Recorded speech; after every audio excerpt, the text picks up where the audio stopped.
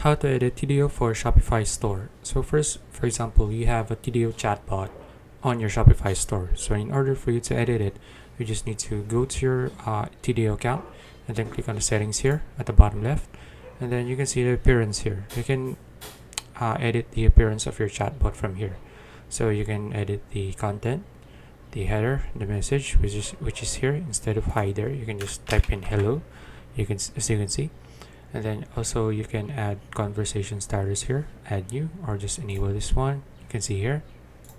Then you can also add all of these things here. You can just go to this setting here to edit your chatbot. Okay, just check all of this, and yeah, once you're done customizing chatbot, editing all of the things that you want to edit, you can just click on save, and there you go.